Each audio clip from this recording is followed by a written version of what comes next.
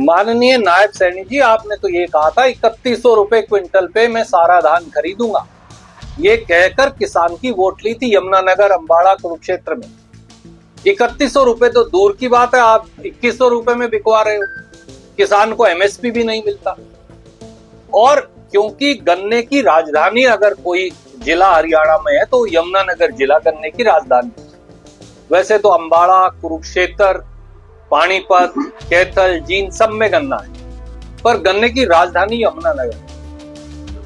गन्ने को पैदा करने के लिए 200 रुपए क्विंटल का खर्चा आता है। 300 क्विंटल के करीब प्रति एकड़, कहीं कहीं बहुत अच्छा हो तो 400 क्विंटल हो सकता है, नहीं तो 300 क्विंटल गन्ना पैदा होगा। 200 क्विंटल तो खर्चा आ गया गन्ना लगाने में। जब कटने के लिए और मंडी बाजार तक जाएगा तो 65 से 70 रुपए तो केवल चुलाई है।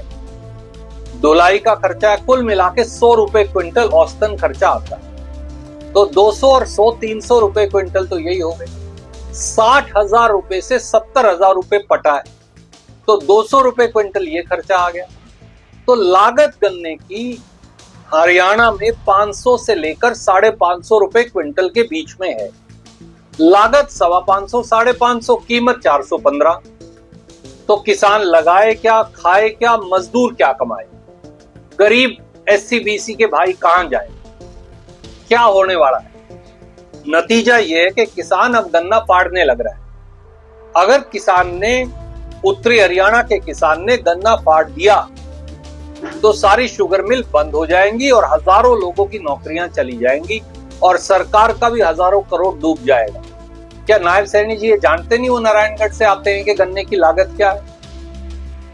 इसके साथ साथ मंडी में जो आड़ती भाई है उनको कांग्रेस 2.5% कमीशन देती थी। जो खरीद एजेंसियां देती थी वो किसान के पैसों से नहीं कटता था।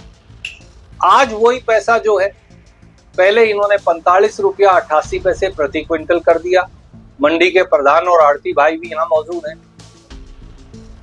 पिछली बार जब सरकार जा रही थी तो नायब सैनी जी ने सबको बुलाया और कहा मैं 55 रुपए क्विंटल करता हूं आड़त। वोट ले ली, अब दोबारा फिर 45-88 कर दिया। 9 रुपए 12 पैसे प्रति क्विंटल का हर आड़ती को नुकसान हो रहा है। 50,000 आड़ती परिवार हरियाणा में है। अगर आप केवल गेहूं और धान की फसल की खरीद पे आड़त कैलकुलेट करें तो 1500 करोड़ की चपत आड़तियों को लगा दी। और एक नया फरमान अब खाद को लेके जारी कर दिया। बोले जिसकी फसल एमएसपी पर बिकेगी और पोर्टल पर दर्ज है उसे खाद मिलेगी। नायब सैनी जी, क्या आप नहीं जानते कि 1509 तो पोर्टल पे दर्ज ही नहीं होती धान। बासमती धान तो पोर्टल पे दर्ज ही नहीं होता।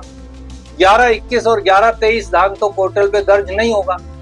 मुच्छल तो पोर्टल पे दर्ज नहीं होगी।